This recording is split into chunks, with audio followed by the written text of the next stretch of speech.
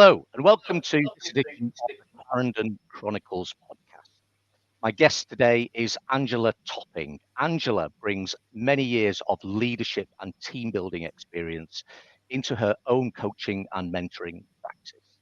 With a particular passion for health, well-being, and the outdoors, Angela has created her own distinct niche in the coaching world.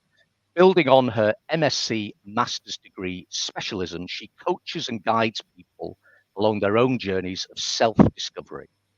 Benefiting from her years of leading with compassion and creating strong foundations of psychological safety, Angela has joined us on the Clarendon Chronicles podcast today to discuss her personalised time to think methodology, solution focused coaching in the outdoors.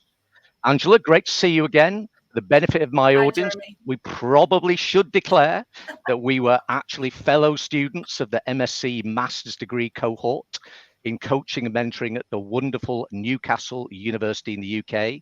That's where we got to know each other. And in fact, I actually specifically recall, Angela, that when we were doing the round of intros, when we had to remember the name of somebody else, when we had said our name only once, you were actually the only person whose name I could remember. So here we are some years later, each with our own specialized coaching practices. Angela, welcome to my podcast. Thank you so much, Jeremy. And I'm not going to ask why I had such an impact on that day, but hey, at least I had an impact. I do remember specifically you were the person whose name I could remember. So thanks for joining me today. Appreciate your time. So Angela, we got to know each other through our shared passion for coaching. But we've actually both entered the coaching world after other careers in other sectors. And I think that's quite influential. So could you give our audience a view of, let's call it, Angela version 1, and perhaps talk about some of the early influences into your first career, leading into a later career of coaching? Oh, flipping heck, that's a really good question, Jeremy. So if I go back to when I was little, I think this might give an indication as to how I ended up becoming where I am now. So I was the eldest of 3 girls in a family. So I've got 2 younger sisters. And my parents were very young when they had us. And they ended up sadly getting divorced when I was 10, 11. And I went to live with my dad, and my 2 sisters went to live with my mum. And I think, reflecting back, that experience, it did have an impact on how I become as a woman. In that I didn't want to rely on anybody ever. I always wanted to be quite independent. Seeing what had happened with the divorce and things just got quite messy. I thought, I don't want that to happen to me. I don't want to end up in this situation when I get older. And I just wanted my family really to sort of be proud of me, from that very young age, just to say, do you know what, I've come from this background, but I want to be able to do something which I can make an impact and a difference on. So I focused quite heavily on schooling. That was how I distracted from what was going on at home, and as well as sport. I was quite involved in sport, and I was captain of netball teams and things like that. I used to play football, but at the time, football wasn't a girls' thing, So I'm going back quite a number of years now. So the interest in football, there wasn't girls' football teams at the time, so it was netball. I then did my GCSEs, went to university, did A levels, and then went into university. Did a business studies degree, and when I finished it, I thought, I don't know what I want to do. Spoke to a lecturer afterwards, and she said, "Look, Ange, there's three jobs people want. You want out of life: accountancy, law, or doctor. They're the three things that you'll always have a job for." So I thought, oh well, I did okay in accountancy. Can't be a doctor. That's not what my degree was in. I'll go for accountancy or law, and I ended up studying to be an accountant. So I did my chartered management accountant qualifications, and then joined the health service. Was my first job leaving university. And then I went to join Newcastle University, being the faculty accountant in medical sciences, a role I had for 18 years. So I ran the accounts in the faculty of medical sciences at Newcastle University for 18 years. Well, I think that's I think it's quite fast. I would say this, wouldn't I? But I'm a big people who have a finance background working in organisations who become a coach. I'm quite passionate about that, given my Mhm. background as well. So in your university role, Yeah, pre-coaching, yeah. leading into that coaching and what happened in organisations, because we all Mhm. know that organisations are quite different. What were your responsibilities there in your research and development area ultimately? So I became sort of head of the Joint Research Office 7 years ago.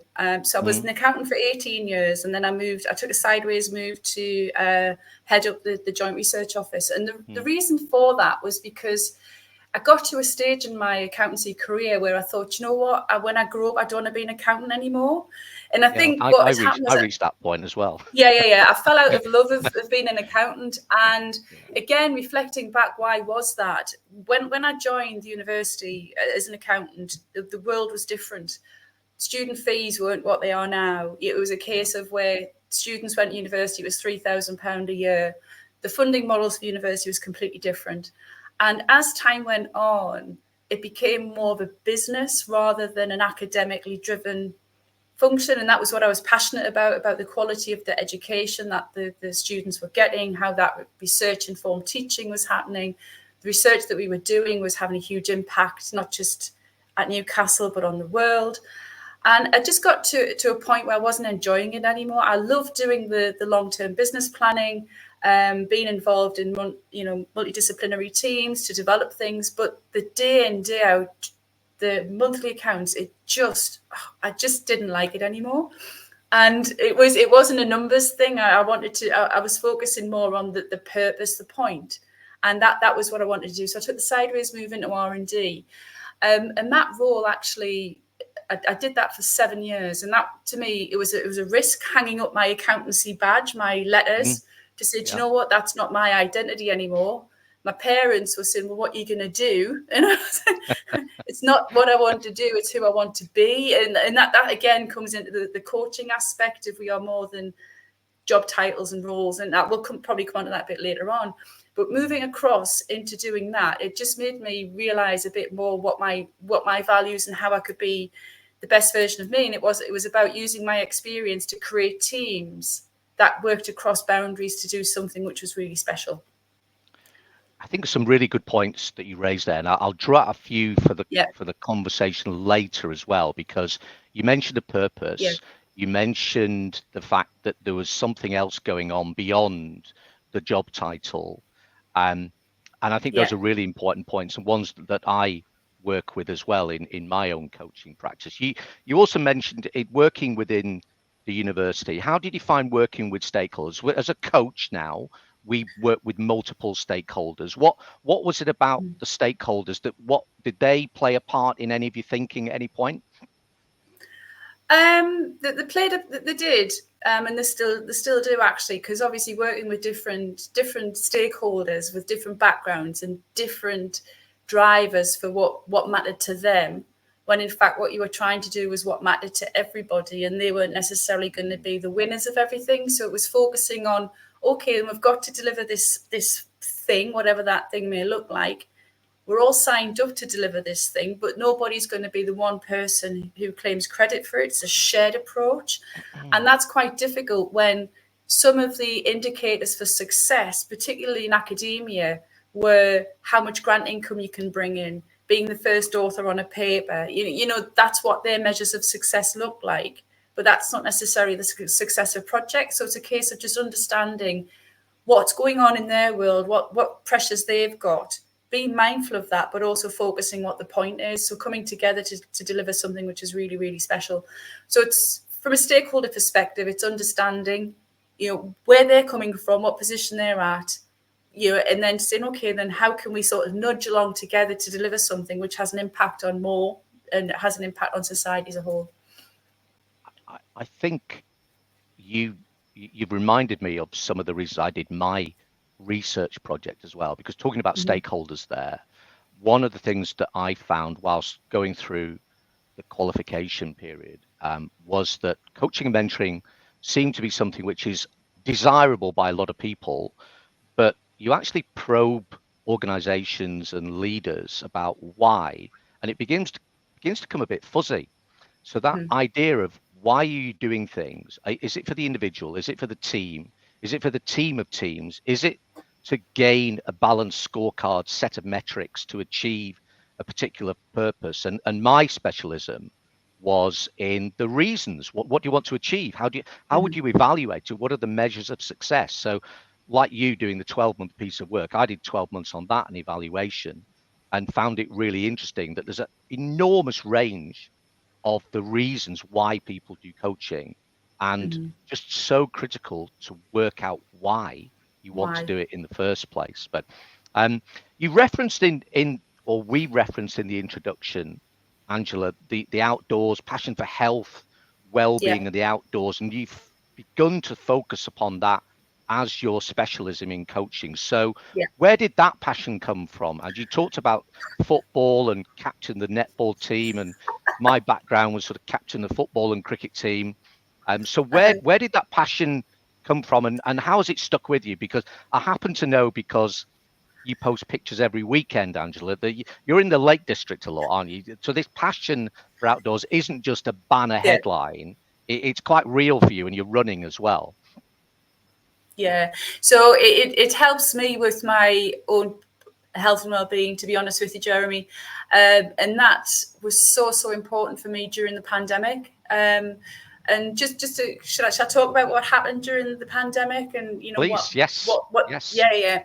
So working in R&D during the pandemic, working across the higher education, so at Newcastle University, Newcastle Hospital space, it was, we knew in January 2020 what was coming. All right. So the hospital was the first hospital to take the first patient in the UK. And in research, it was like, we were aware there's something happening. We need to have all hands on, we need to do something and pull that together. So working in a team, which was a mix of academia and NHS, we had two sets of policies coming down around how we were going to work. Some were going to work from home, some were going to work in the office. And people were scared. We didn't know what was around the corner. We just didn't know. And I think at that point, for me, it was being in the outdoors gave me that opportunity to just get away from all the noise and just see things a bit more clearly, if you will. And made some very, very big decisions and brave decisions very early on for what was in the best interests of the team. But knowing full well I was going against policy insofar as I was creating an environment, a psychologically safe space. I mean, you mentioned that very early on, where people could come into the office if they felt they could, they wanted to, they didn't want to work from home for whatever reason, and focusing on that person, that whole person, and giving them the opportunities to be the best version of themselves during the pandemic. And as those sort of months went on, so that started in sort of February, March time, created blended working very early on.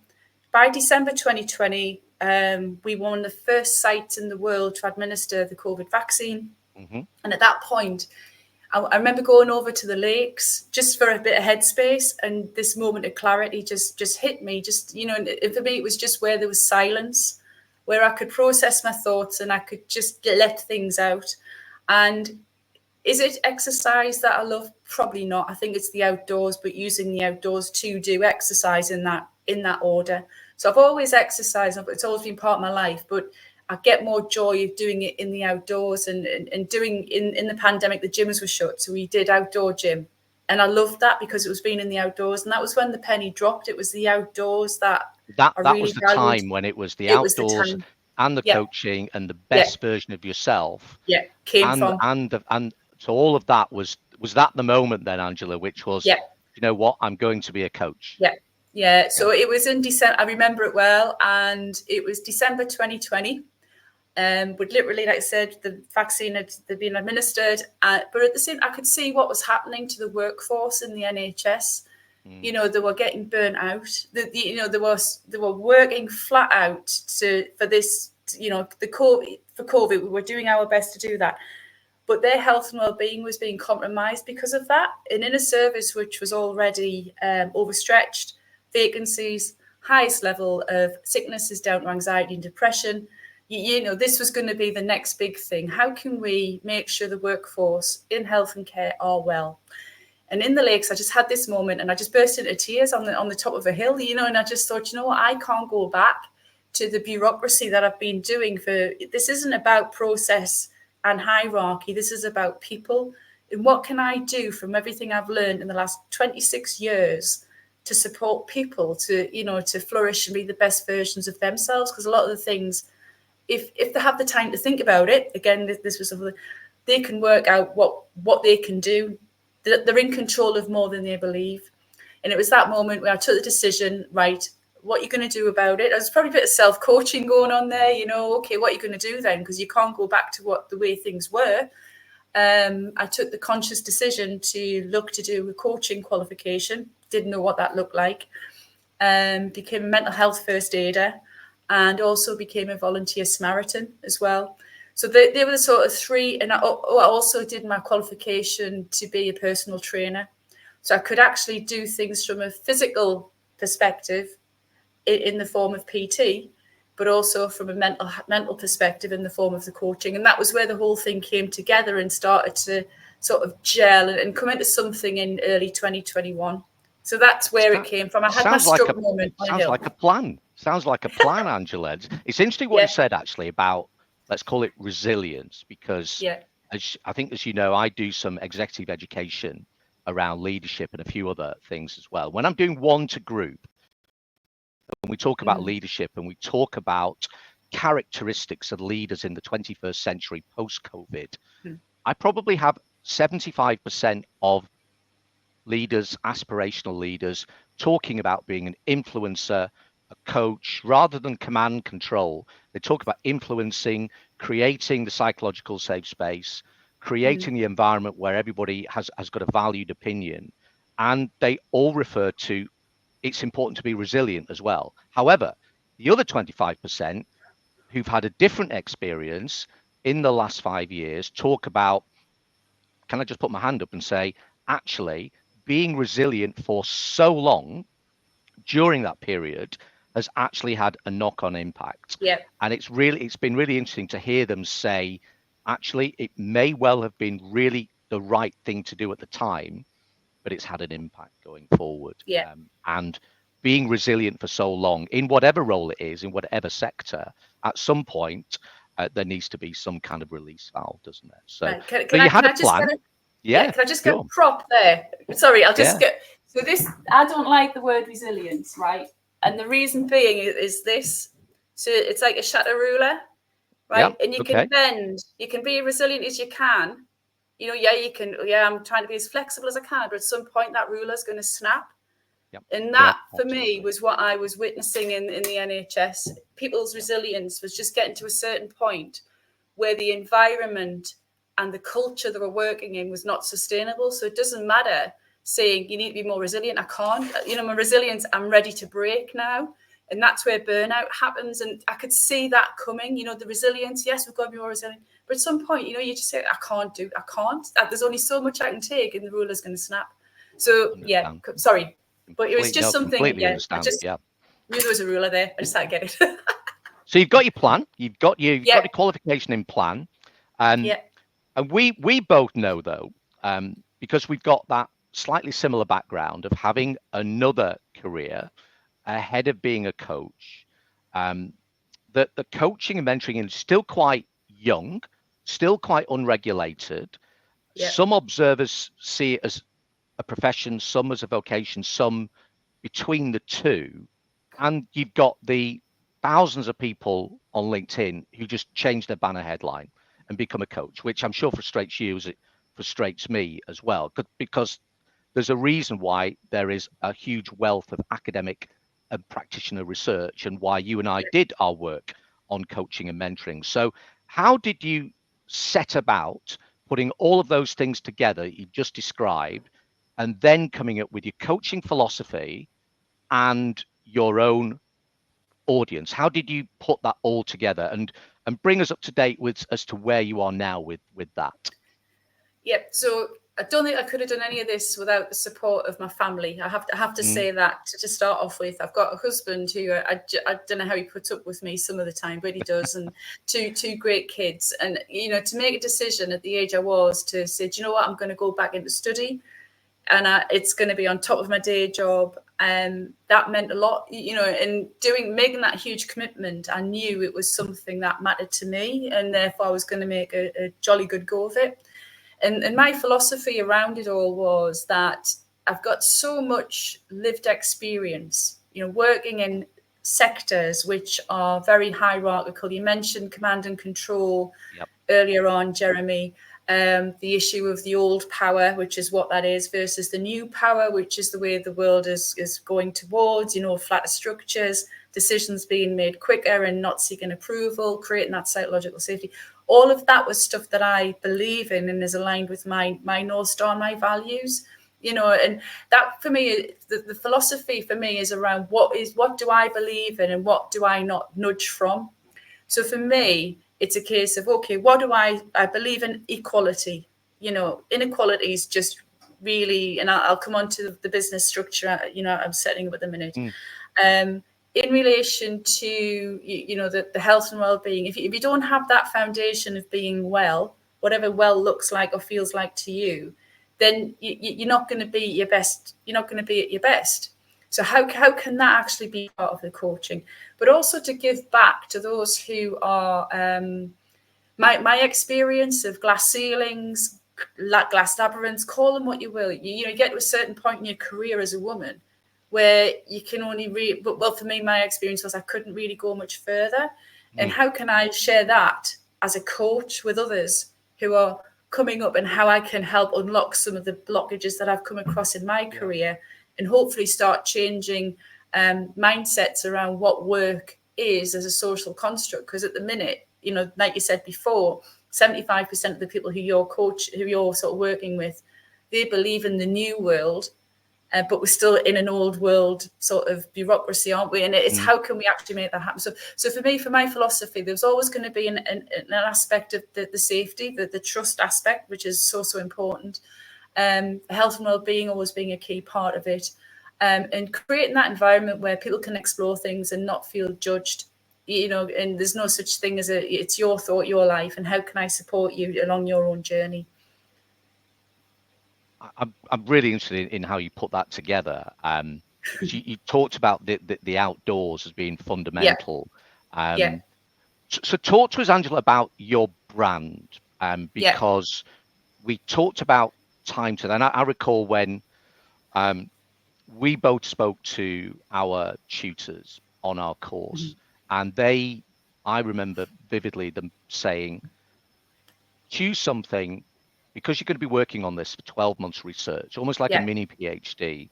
Do something that, one, you're interested in, and also that potentially you would like to do following subsequently to the course. And you and I have both done that in our different ways. So what's your brand and your audience and time to think, solution-focused coaching in the outdoors? Who is it aimed at? Is it males, females, males, both? What's your brand? And I know you've done something quite recently in terms of actually setting up the purpose for it as well. So can you talk to us about that? Yeah. So you're right. I mean, one of the questions that when we were set the project, it was to do with something to do with work. And I didn't want to do something with the work I was doing at that time. This was about where I was going to be going in the future. So therefore, designing a research project around something that I hadn't done before was a bit nervous for me. But what I knew at the time was, in the field of coaching, it's on a continuum, which goes right from teaching right through to meditation, and coaching sits slap bang in the middle, just after mentoring, because it's more direct, it's less, it's less directed. But before counselling. And for me, coaching is not counselling, it's not clinical.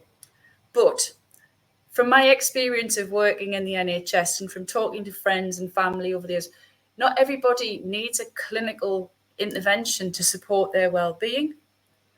And if there was something that could be offered, which was a non-clinical intervention, it would take pressure off the clinical services, which are already overstretched in the area that I've worked in before. So that was where the sort of the concept came from. And when you're right, I mean, they said do something that you're passionate about. Well, for me, that was it. You know, it was a case of, okay, then the NHS, you know, Matt, I love it, but it's broken, you know, in certain ways. How can I give myself back to it to try and support it in some way, shape or form, support its people who work in it for their own well-being at work. So that was where that came from. You know, this is where it lands. It's a non-clinical intervention, but how can it support the therapeutic nature? And the therapeutic nature is where the outdoors comes in. So the outdoors itself, the greens and the blues, the soft fascination of birds tweeting, the trees, the movement of the trees, water running, that takes the primitive brain back. You know, we're not used to sitting in offices on screens all the time. This is about using that therapeutic nature of the outdoors to just bring things back and support that time to think and sort of meditation, if not in the broadest sense, but use that space as a space for meditation and just to bring your thoughts and your feelings back to a bit more grounded, and then just think of a problem you've got and look at it through a different lens, and use that soft fascination, like I said before, just to help with that mindset shift. So that's where that came from. The solution focused aspect of it was, again, to protect me from moving into what could potentially end up being a counselling conversation. Because with counselling, it goes back to potentially what happened in your childhood. That's not what coaching is. Coaching is about here and now. You've come to me today, and this is where you are. You are the person you are because of everything what that's happened in the past. You've got something. We need to work on a solution.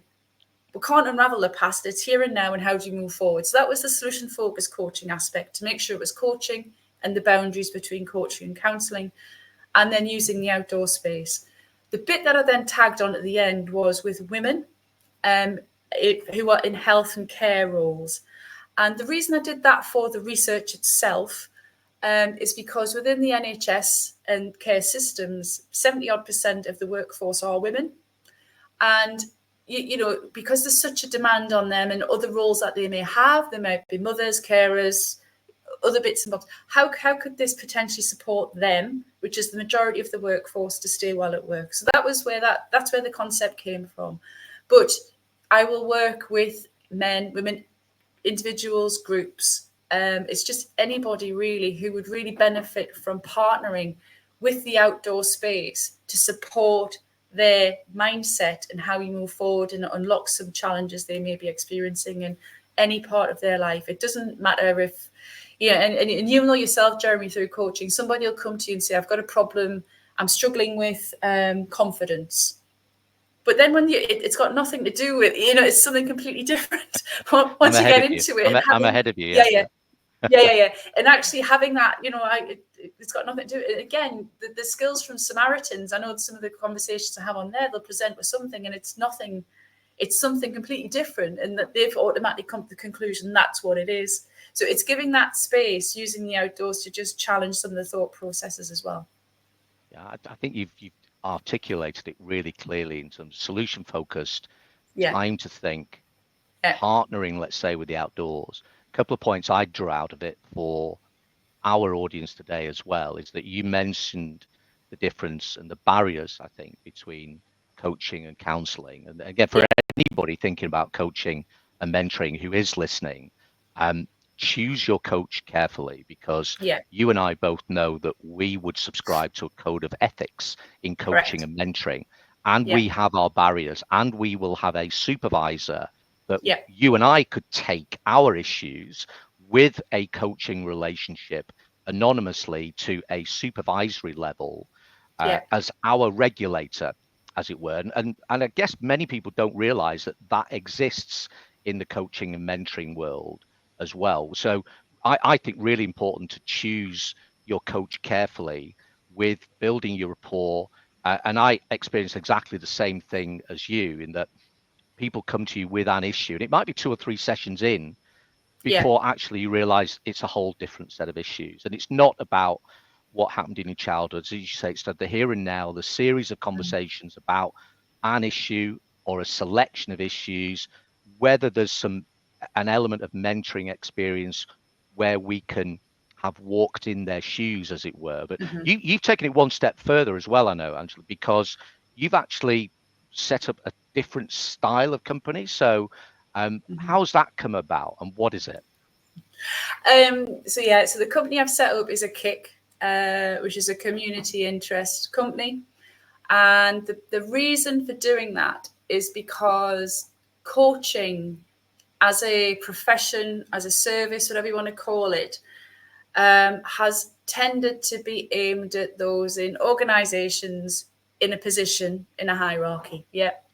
And it's something which I think is not fair. Anybody should have access to a coach, and whether or not you can afford it or not is something I'm really passionate about, because the world, the inequalities are just, it's just too big. The gap between the have and the have-nots is just getting bigger and bigger all the time. And I think the model I've got for the Kick is to be able to get grants and to use funding that I can generate through the coaching in the outdoors and a few leadership opportunities and consultancies that I'm looking to do, to actually provide this opportunity to the ones who I'll call as have-nots, who would not necessarily have that chance or option to go for a coaching conversation in the outdoor space, somewhere like the lakes where they can't get to for public transport, and just use that as an opportunity to see whether or not that can support. There's things like social prescribing, could it align with that? There's a new research which has just come out in September about green social prescribing, completely aligns to this, around the benefits of the outdoor space and how we can prescribe that. A bit like parkrun, and I'll talk if you want about parkrun, about why I do that, because it's about the community feel, and it's about you shouldn't be excluded for any reason to have this support. And if money's a reason, then it shouldn't be one. And that's why I've gone for the model of the Kick. So to be able to give back to those who wouldn't necessarily have the opportunity to experience coaching in the outdoors.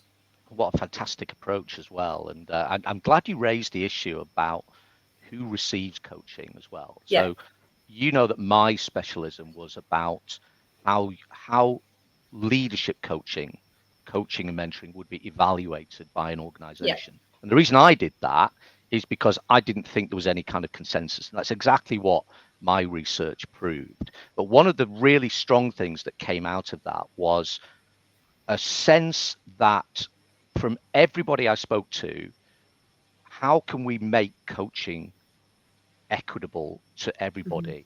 How can we make it not the top 15 in an organization get the coaching and everybody else?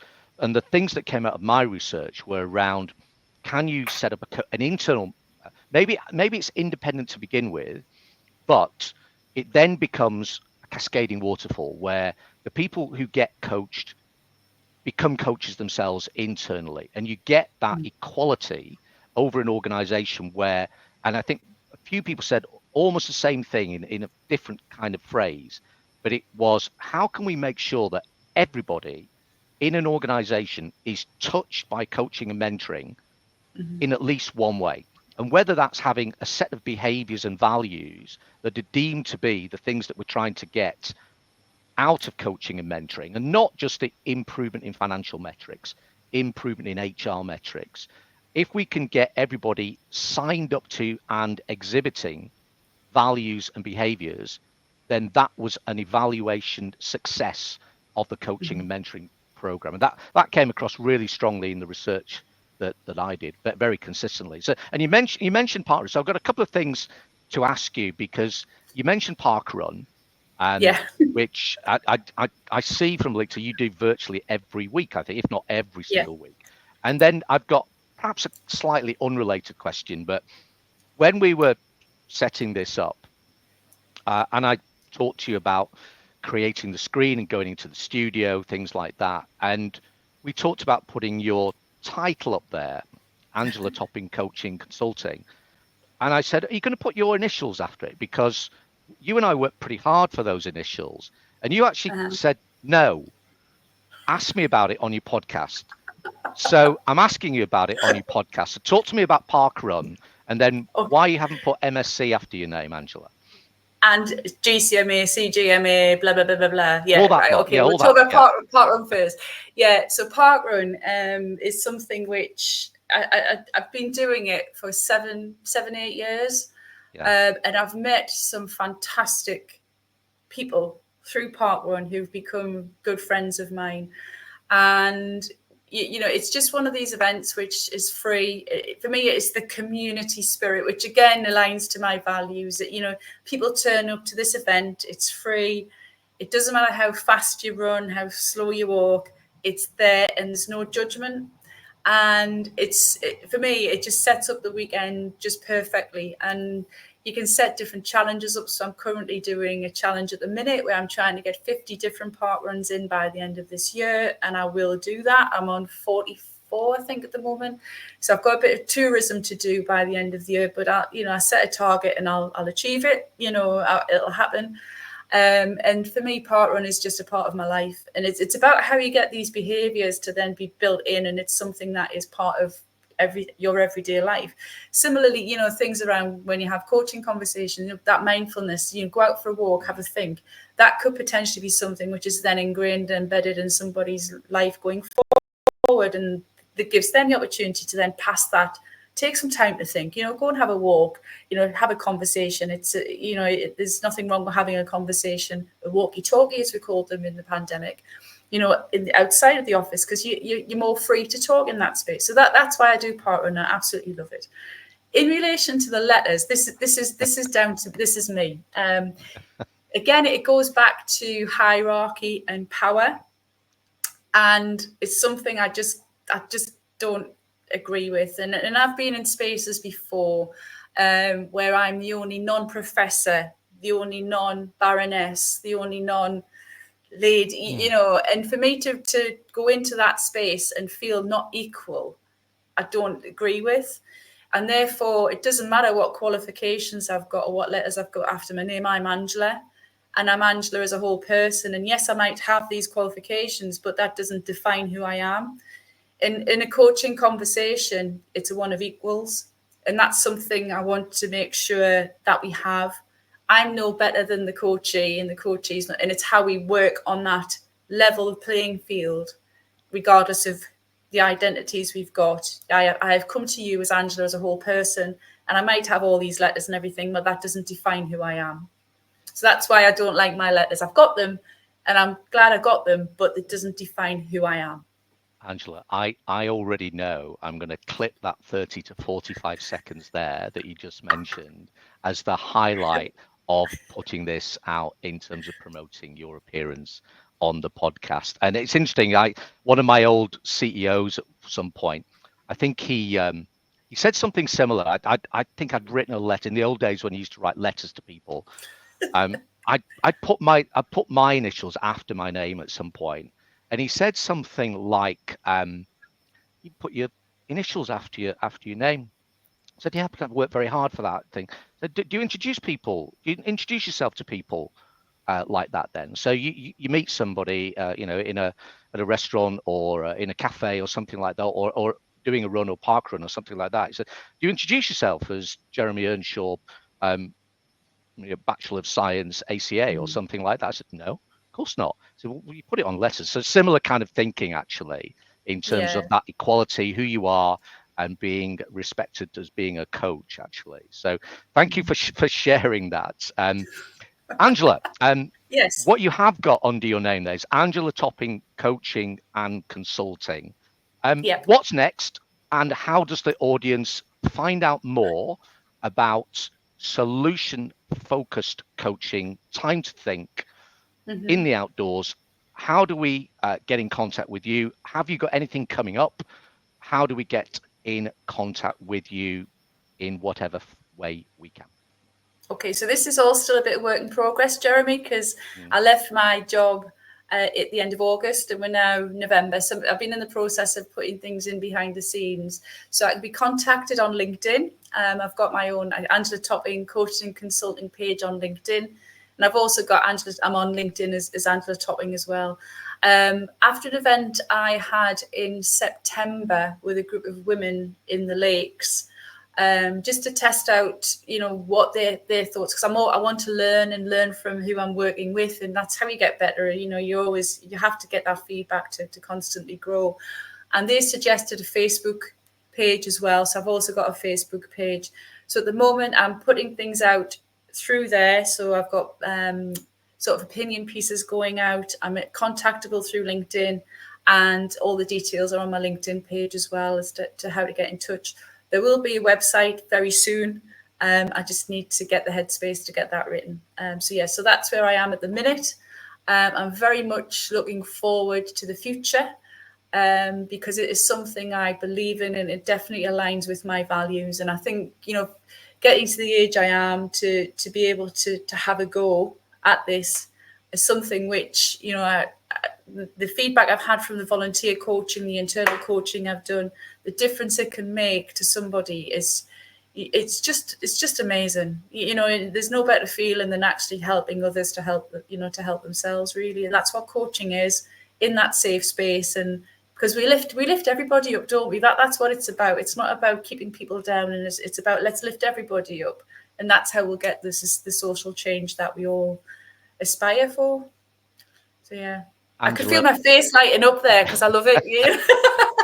I have a few more years on you, actually, and I had a birthday last week, and it was one of those with a 0 at the end of it as well. So you got lots of years to go compared to me. And for the benefit of the viewers and the listeners, I will just drop in that I can't imagine you being in a room with your baronesses and being belittled by them at all, having got to know you. And I do know that in actual fact, you did attend the House of Lords, if I remember rightly, in terms of presenting, and I'm sure you held your own in a very good way. So thank you for that, Angela. Thank you for sharing your philosophy. I'm pretty sure that the audience today will have got a very clear understanding of your principles, your values, and your behaviors, and how you take that into your philosophy of solution-focused coaching in the outdoors with time to think. So thank you so much for your time today, Angela. Really appreciate it. Thanks, Jeremy. I wanted to talk to you about your journey as well. And also there'll be lots of people watching this who'll be thinking about what coaching is and how it differs. And I think you've really described unbelievably well your particular philosophy and brand. So really enjoyed speaking with you today. Thank you for your time again. And thank you for being my guest on the Clarendon Chronicles podcast. Thank you again. Thank you so much, Jeremy. Nice to see you. Okay. Bye-bye. Bye for now. See you. Bye for now. Bye.